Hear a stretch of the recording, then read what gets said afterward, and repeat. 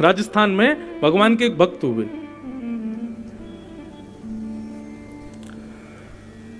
उदयपुर में रहते थे।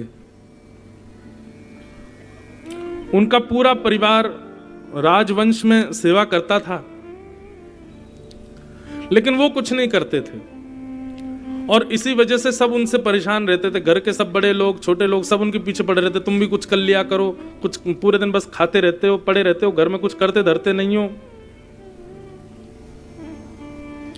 ऐसा नहीं कि वो जानबूझ के नहीं करते थे, पर उनकी भक्ति में प्रवृत्ति ज्यादा थी, इसलिए बस उनको कुछ करने की इच्छा नहीं होती थी और इसीलिए उनका ब्याह शादी भी नहीं हुए थे, क्योंकि ब्याह भी भाई उसी का ही होता है जो योग्य होता है, कमाता खाता हो, बढ़िया रहता हो, ब्याह भी उसी का ही होता है।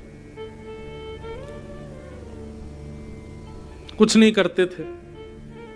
घर के लोग थोड़े थोड़े ताने देते थे, थोड़े थोड़े कर करके वो इतने हो गए कि अब तो सुबह से शाम तक सब उनको सुनाते, जबकि वो बेचारे दिन में केवल एक बार भोजन करते थे। बहुत ध्यान से सुनिएगा। लेकिन घर वालों के इतने ताने हो गए कि एक दिन उन्होंने कहा कि भैया आप लोगों को मुझसे इतनी परेशानी है, मैं जा रहा हूं घर छोड़ करके।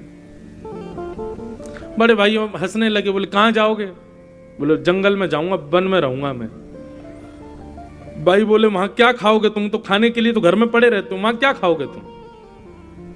बोले भैया ये आपकी सोच है कि मैं खाने के लिए पड़ा रहता हूं, ऐसा नहीं, मैं खाने के लिए नहीं जीता, बस जितने दिन जीवित हूं भगवत भजन कर सकूं इसलिए खाता हूं। और रही बात वन की, तो वन में भी बहुत सारे वृक्ष हैं, कुछ खा लेंगे, फल फूल खा करके रह लेंगे। भाई बोले 3-4 दिन के लिए भटकेगा, आ जाएगा लौट के, इसको कहो चला जाए, जा जहां तुझे जाना है चला जा। बोल करके गया। बोले लेकिन आप अपेक्षा मत करना कि मैं लौट के आऊंगा। भाइयों ने कहा तुम वन गए, वन में जाकर के तुम रहने लगे, तुम्हारे वहां प्राण निकल गए तो? बोले प्राण निकल गए तो ठीक है, अच्छा कोई जीव जंतु खा जाएगा। बोले भैया प्राण निकलने पर अंतिम संस्कार नहीं हो तो फिर भूत बन जाते हैं व्यक्ति, तुम्हारा अंतिम संस्कार कौन करेगा? तो उस व्यक्ति ने कहा तुम्हारा कौन करेगा भैया? बोले हमारे तो बच्चे हैं जो करेंगे हमारा। उसने भी कह दिया, बोले मैं राघव जी के लिए पूरा जीवन अर्पित कर चुका हूं, तो मेरा अंतिम संस्कार की चिंता भी श्री राम जी करेंगे, व्यवस्था कर देंगे, कोई आप चिंता मत करो, आप प्रसन्न रहो अपने घर में। और ऐसा कहकर के वो भक्त चला गया। ठाकुर जी नित्य उसके भोजन प्रसाद की व्यवस्था तो कुछ ना कुछ करा ही देते थे, रहता था वन में। धीरे धीरे धीरे वृद्धावस्था आ गई और एक दिन उनके प्राण निकल गए। अकेले विहंगम वन में, कोई दूर दूर तक कुछ नहीं है, ना नातेदार रिश्तेदार, किसी को पता नहीं, प्राण निकल गए उनके।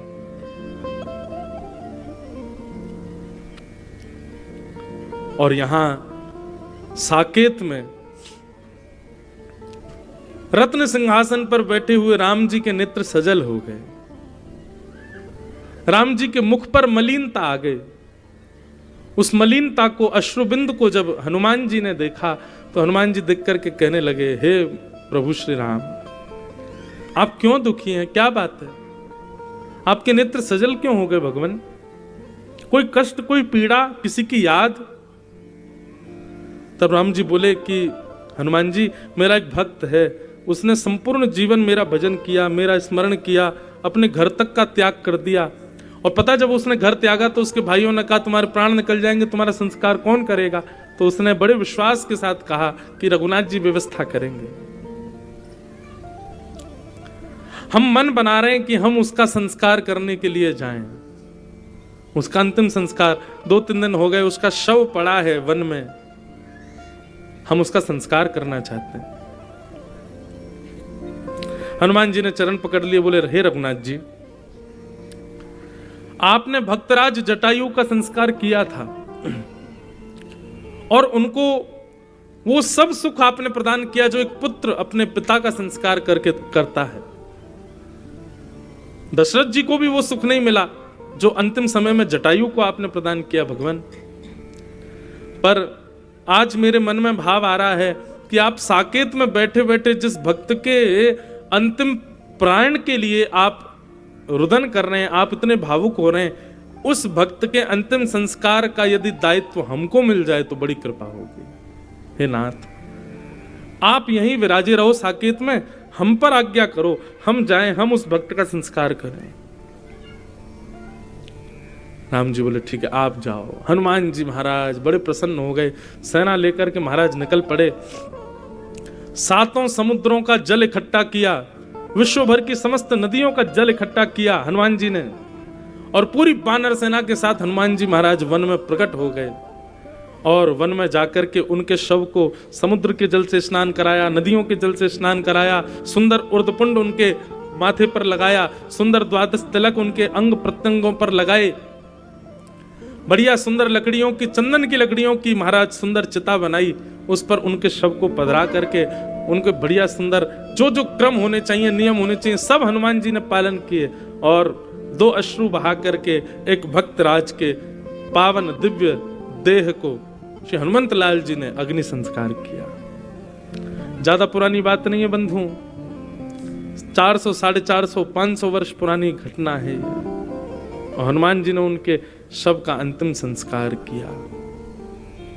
उसका प्रभाव ये कि उस संस्कार से, उनके चिता से निकलने वाली धुंध से, उनकी चिता से निकलने वाली अग्नि और सुगंधी से उस क्षेत्र में जितने भी प्रेतात्माएं थी, भूत प्रेत आदि जो भी भटक रहे थे, सब मुक्त हो गए, सबको भगवत धाम की प्राप्ति हो गई।